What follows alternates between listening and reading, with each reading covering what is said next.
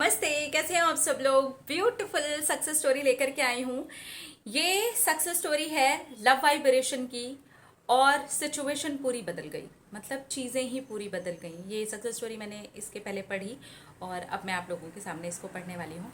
इन्होंने लिखा है, हाय दी, मैं आज अपनी सक्सेस स्टोरी आपके साथ में शेयर कर रही हूँ।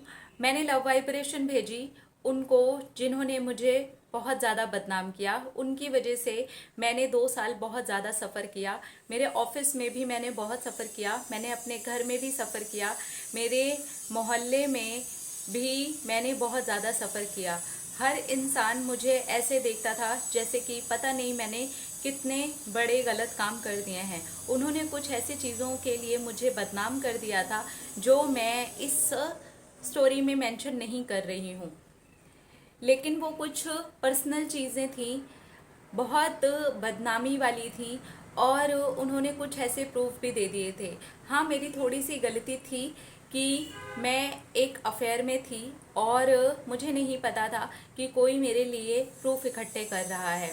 मैं टॉक्सिक रिलेशनशिप में थी, इसके पीछे कोई और भी लगा हुआ है और वो इंसान भी लगा हुआ था, लेकिन मेरी इसमें कोई गलती नहीं थी। मैं तो बल्कि उस रिश्ते में बहुत कुछ झेल रही थी और एक इंसान ने दोस्त बनने के बाद में बहुत ज़्यादा ही बदनामी करी, बहुत सारी चीज़ों को वायरल किया, बहुत सारी चीज़ों में मेरे लिए ऐसी प्रॉब्लम्स इकट्ठी कर दी जिसको मैं सॉल्व भी नहीं कर पा रही थी। मैंने अपना ऑफिस भी उसके बाद में छोड़ दिया था, जॉब भी मुझे चेंज करनी पड़ी, लेकिन मैं उसे माफ़ नहीं कर पा रही थी क्योंकि मैं घर पर भी उसके लिए ही बातें सुनती थी। मैं अगर घर के पास में कहीं पर जाती थी, मोहल्ले पड़ोस में भी, तो भी मैं वही वाली बातें सुनती थी। अंदर से मेरा मन रोता था और उस इंसान को बद्दुआ देता था। मैं बहुत ही ज़ोर से कई बार चीखने लग जाती थी, मेरी हालत बिल्कुल पागलों जैसी हो गई थी। उसके बाद में मैंने एक दिन सोचा कि मैं इस चीज़ को हील करना चाहती हूँ, मैं उस इंसान को अपने दिमाग में अब नहीं रखना चाहती हूँ, उसे माफ़ कर देना चाहती हूँ, लेकिन ये मुझसे नहीं हो रहा था। फिर मैंने आपका लव वाइब्रेशन वाला वीडियो देखा, how to send love vibration, और सोचा कि लव वाइब्रेशन तो सिर्फ हम रिश्तों में भेज सकते हैं। फिर मैंने ये सोचा कि मैं पहले आपका पूरा वीडियो देखती हूँ, और वीडियो देखा तो मैं समझ गई कि रिश्तों में नहीं, यह आप कहीं पर भी अगर प्रॉब्लम है तो हीलिंग के लिए भेज सकते हैं। और मैंने उस इंसान को लव वाइब्रेशन भेजनी शुरू की, बहुत ही ज़्यादा नफरत भरे हुए मन से मैंने उसको लव वाइब्रेशन भेजी और मैं बहुत ज़्यादा पैनिक हो गई। अब मुझे लगा कि मैं क्या कर रही हूँ। फिर मैंने अपने आप को थोड़ा शांत किया, डीप ब्रीदिंग करी और फिर से उसको लव वाइब्रेशन भेजी और सोचा कि मैं कसम खा करके 21 दिन तक इस आदमी को लव वाइब्रेशन भेजूंगी। मैं रोती थी जब मैं उसे लव वाइब्रेशन भेजती थी, और 21 डेज के बाद में जब मेरी लव वाइब्रेशन का टाइम ख़त्म हो गया, मेरे अंदर उस आदमी के लिए नफ़रत निकल गई। अब मुझे हल्का लगने लग गया, कोई भी मुझे कुछ कहता था तो मैं हल्का फील करती थी और मैं ये बोलती थी कोई बात नहीं, मुझे नहीं पता उसने ऐसा क्यों किया है, मैं उसे माफ़ कर चुकी हूँ, जाने दो। लेकिन लोग मुझे नहीं जाने देते थे। एक दिन अचानक ही वो आदमी हमारे पास में आया, मेरे घर आया। अब मैं फिर से ऐसा फील करने लगी कि ये आदमी अब फिर कुछ बोलेगा, लेकिन एक मन के अंदर आया, नहीं, मैं इसे लव वाइब्रेशन भेज चुकी हूँ और पूरे मन से मैंने इसको लव वाइब्रेशन भेजी है, ऐसा कुछ नहीं होगा। वो मेरे पापा से बात करने के पास में मेरे पास आया और उसके बाद उसने मुझसे सॉरी कहा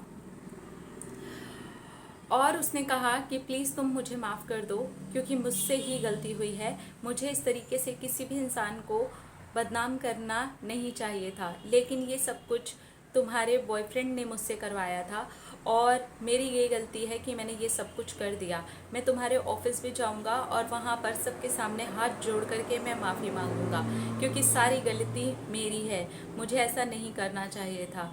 दीदी, वो मेरे मोहल्ले पड़ोस के हर एक घर में गया और उसने वहाँ पर कहा कि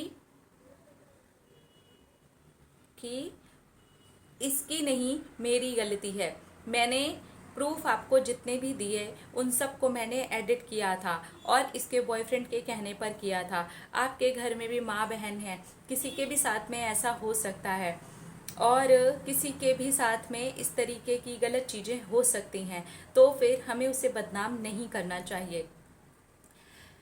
वो सबके सामने लिटरली गिड़गिड़ा रहा था, सॉरी बोल रहा था। उसने मुझसे भी सॉरी बोला। वो मेरा हाथ पकड़ करके मुझे मेरे पड़ोसियों के घर लेकर के गया।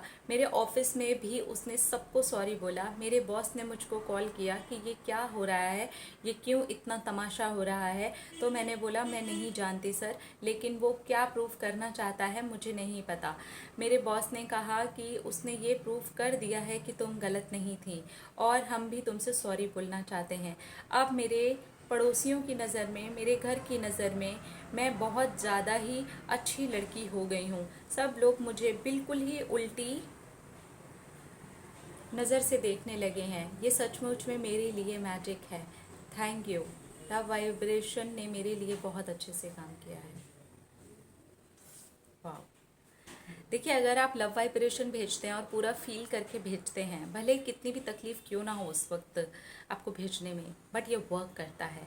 तो अगर आप भी लव वाइब्रेशन भेज रहे हैं तो मैं कहूँगी कि पूरा 21 डेज़ भेजें, और फिर भी आपको लगता है कि नहीं हो पा रहा है, फिर आप दोबारा से 21 डेज़ भेजें, अगर आप सीरियस हैं इस मैटर को लेकर के कि आप हील करना चाहते हैं। क्योंकि जब तक आप फीलिंग नहीं डालेंगे ना, जब तक आप फीलिंग नहीं डालेंगे तब तक वो हीलिंग वाली सिचुएशन आएगी नहीं। और इनके सामने आना, सॉरी बोलना, अपनी ही गलती के लिए सॉरी बोलना, मतलब हर चीज़ को कन्फेस कर लेना एक तरीके से कि मेरी गलती थी। पहले वही आदमी ये प्रूफ कर चुका था कि इसकी गलती थी, इसने गलत किया था, इसका सब कुछ। लेकिन आज वो ही प्रूफ कर रहा है कि नहीं, वो मेरी गलती थी। वो सबके सामने जा कर के माफ़ी मांग रहा है, मतलब एक एक जगह जा कर के बोल रहा है वो कि उसकी गलती थी। तो ये अपने आप में मैजिक है, अपने आप में मिरेकल है।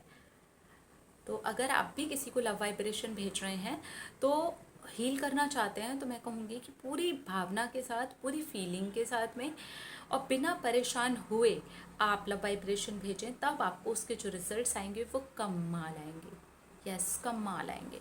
अपना रखिए ख्याल, अपने आप से कीजिए ढेर सारा प्यार ताकि आप अट्रैक्ट करें ढेर सारा प्यार। I love you all. Tata.